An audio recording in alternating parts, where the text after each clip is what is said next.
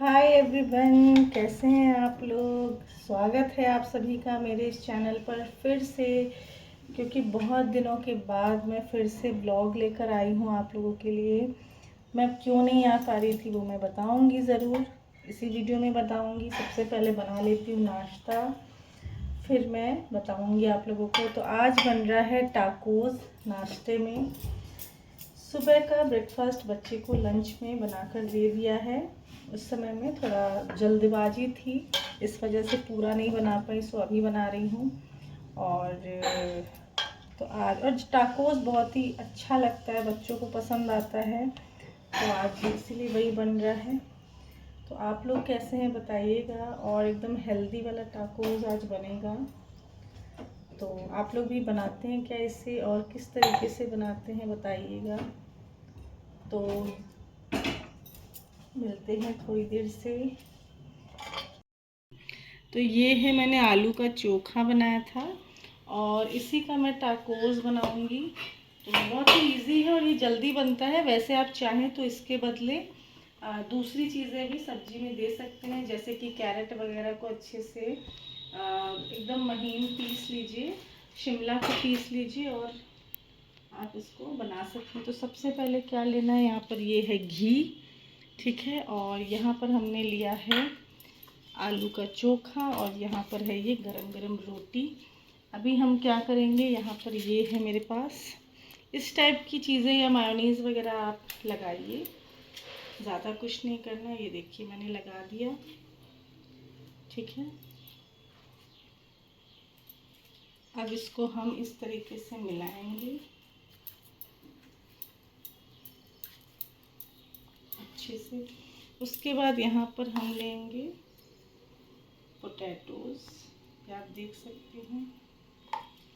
अब इसको हम इस तरीके से बना देंगे, इस तरीके से रोटी को फोल्ड करेंगे और इसके ऊपर थोड़ा सा हम लगाएंगे घी और इसको इस तरीके से इसको हम फ्राई करेंगे। और इसको हम इस तरीके से, एक मिनट,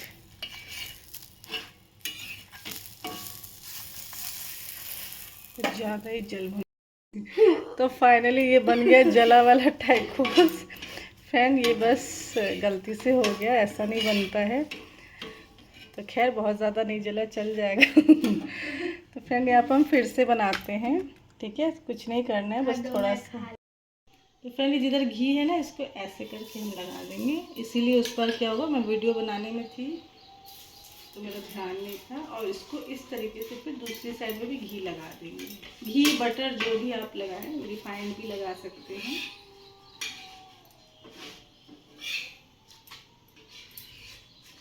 इस तरीके से देख सकते हैं। बस इसी तरीके से ये टाकोस बन के रेडी है। एंड चाहें तो हम इस तरीके से भी हाफ कर सकते हैं अगर आप चाहें तो, अदरवाइज कोई प्रॉब्लम नहीं है।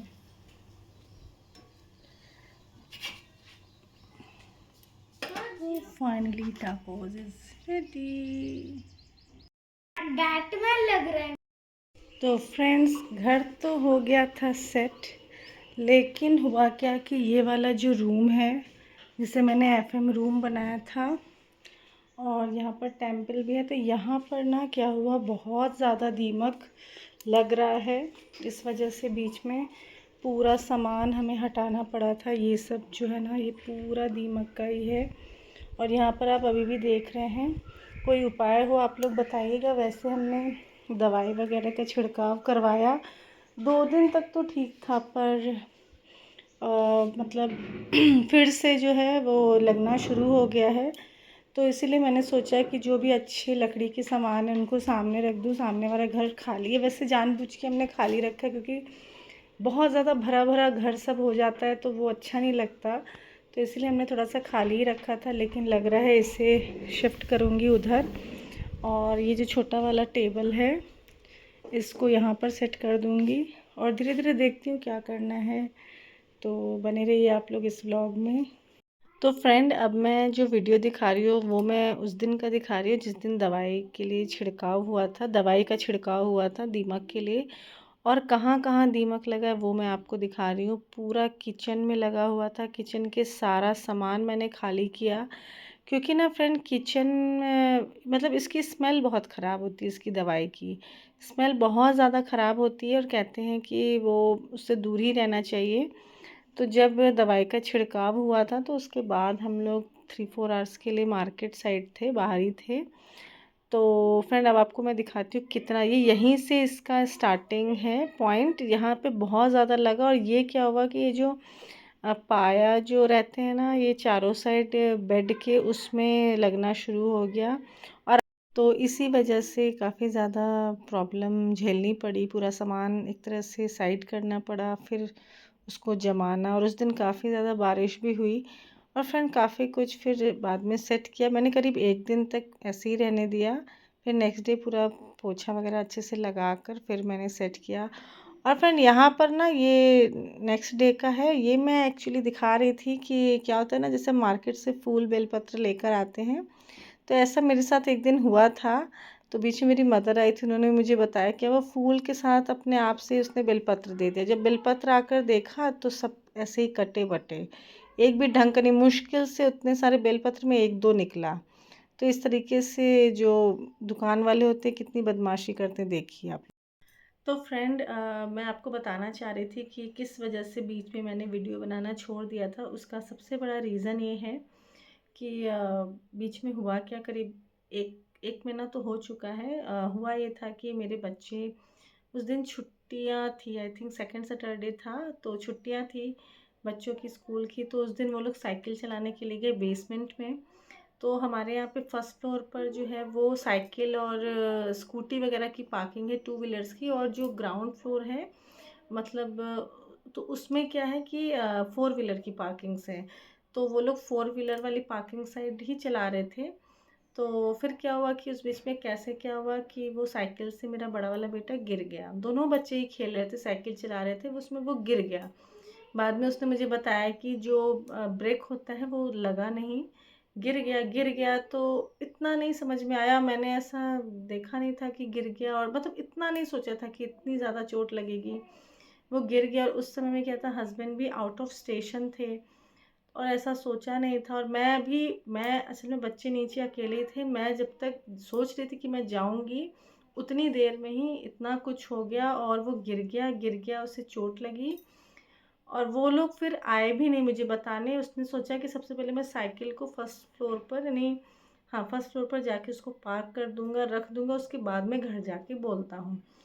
तो बच्चे नहीं समझ पाते हैं कि वो क्या करें, वो डर भी जाते हैं पेरेंट्स से कि उनको डांट पड़ेगी कैसा। फिर क्या हुआ, दोनों आए, फिर मैं जब तक मुझे ऐसा लगा कि बच्चे लोग खेलते हैं, आवाज़ें आती हैं, आवाज़ क्यों नहीं आ रही। तो फिर मैंने सोचा कि ठीक है मैं जाती हूँ नीचे।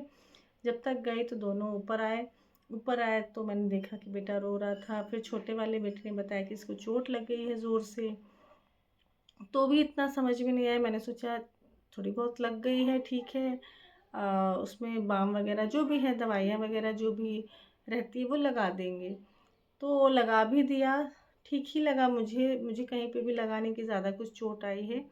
लेकिन मैंने उसको कहा खाना ना खाया, फिर मैंने उसको कहा सो जाओ। तो मैंने देखा कि वो सो नहीं रहा है, वो परेशान है। फिर मैंने उसको बोला क्या। तो फ्रेंड उसने बताया कि उसको राइट हैंड में चोट ज़्यादा लगी है। फिर मैंने जो भी बाम वगैरह तो फिर से लगाया, बर्फ़ से सिकाई की, जो भी उस समय में समझ में आया सारा कुछ किया। लेकिन ना शाम के समय में, उस समय में मुझे स्वेलिंग वगैरह कुछ दिखा नहीं। पर जैसे जैसे मतलब शाम ज़्यादा होती गई, रात होती गई, 8 करीब बज रहे थे, तब ना मुझे थोड़ी सी स्वेलिंग दिखी। अब मैं थोड़ा डर गई। फिर ना फ्रेंड मुझे यहाँ पर पता चला था कि हमारे अपार्टमेंट में ही एक डॉक्टर हैं। तो मैंने सोचा मैं उनके पास जाऊँ, मैं गई। तो गई ना तो उन्होंने मतलब अच्छा हुआ कि वो मिल गई उन्होंने, बट उसको देखकर कहा कि ऐसा है कि आप इसका एक बार एक्सरे करवा लीजिए। तो एक्सरे के लिए फिर मुझे पता भी नहीं, मैं नई हूँ तो मुझे कुछ भी पता नहीं। फिर उन्होंने अपने हॉस्पिटल का बताया एड्रेस, वो जहाँ पर हैं। तो वो करीब दूर था, वो मुझे लगता है 3-4 किलोमीटर्स था। मैंने उसको आते जाते देखा था, मतलब हॉस्पिटल नहीं देखा था, उस एरिया को देखा हुआ था। तो फिर मैं गई और फ्रेंड उस दिन पता नहीं क्या हुआ, हॉस्पिटल के लिए जब गई तो मुझे ऑटो बिल्कुल ही नहीं मिल रहा था। फिर मैंने सोचा क्या करूँ, टाइम हो रहा है 9 बज रहा है, क्या करूँ। फिर मैं रिटर्न हुई, सोची ठीक है नेक्स्ट डे जाऊँगी। फिर उस दिन तो मैं आ गई। फिर नेक्स्ट डे फ्रेंड क्या हुआ कि मुझे घर के पास डॉक्टर जो थे उनका पता चला, मैं वहाँ गई। फिर वहाँ से मुझे पता चला ऑर्थोपेडिक सर्जन का, फिर मैं वहाँ गई।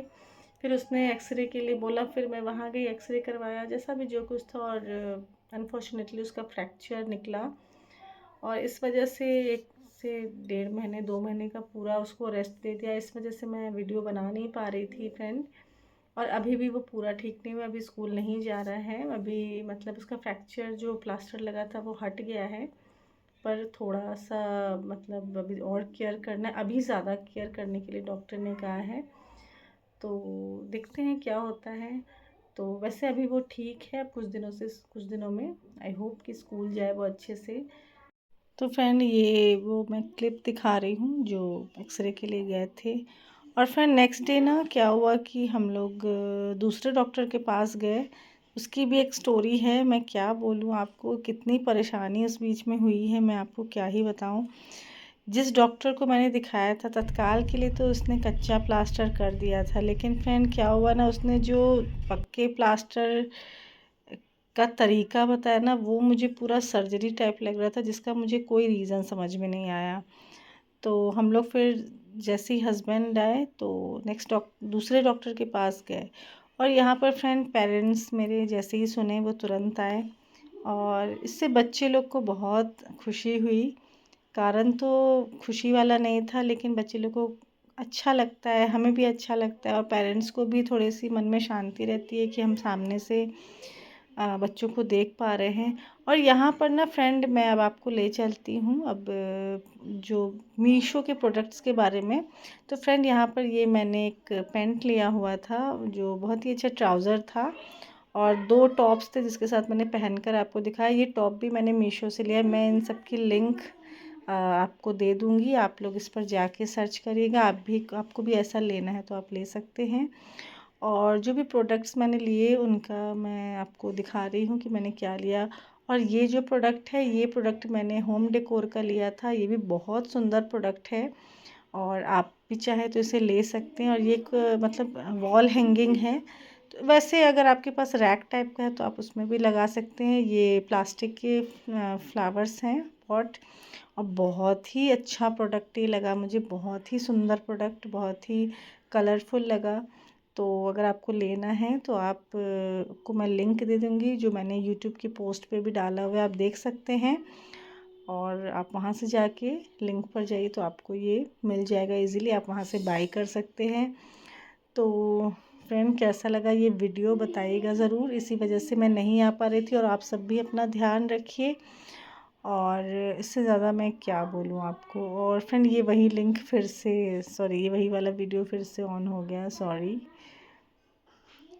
तो अगर आपको लेना है तो एक बार फिर से इसे देखिए और आप एंजॉय करिए वीडियो को। और कोशिश करूँगी इसी तरीके से मैं कंटिन्यूसली वीडियो डालूँ। और हाँ, एक चीज़ और मैं बता दूँ, बहुत खुशी मुझे मिल रही है। इस बार मैं नागपुर में हूँ, महाराष्ट्र में जो गणेश पूजा होती है उसकी एक अलग ही धूम होती है। वैसे तो मैंने तेलंगाना में भी उसकी धूम देखी है, तो मैं बहुत खुश हूँ। हो सकेगा तो मैं आपको भी दिखाऊंगी वो वीडियो। फ्रेंड्स हमारे ना सोसाइटी में भी मनती है गणेश पूजा, तो कैसा क्या होगा इस बार, तो यहाँ पर मैं फ़र्स्ट टाइम ही हूँ तो मुझे भी कुछ पता नहीं है। जैसा भी होगा मैं वो सब कुछ आपके साथ शेयर करूँगी, आप लोग भी बने रहिएगा वीडियो में। और यहाँ पर फ्रेंड मम्मी बना रही है हम सब की फेवरेट, किसको किसको ये पसंद है बताइएगा, ये है अरिकंचन की सब्जी। इसको फ्रेंड क्या बोलते मुझे बिल्कुल ध्यान नहीं रहे, हमारे अरिकंचन बोलते हैं। तो आप लोग को पसंद है कि नहीं बताइएगा। और साथ में चावल की रोटी, चावल के आटे की रोटी, तो किसको किसको पसंद है बताइएगा। और फ्रेंड मम्मी लोग को ना पता रहता है कि आपको क्या पसंद है, तो उनकी रहती सब कुछ खाने को मिलता है। फ्रेंड कैसा लगा आज का ब्लॉग बताइएगा ज़रूर, और जिन्होंने सब्सक्राइब नहीं किया चैनल को सब्सक्राइब करिए, लाइक करिए, और अच्छे अच्छे कमेंट करिए। So thanks for watching, bye bye, मिलते हैं नेक्स्ट ब्लॉग में।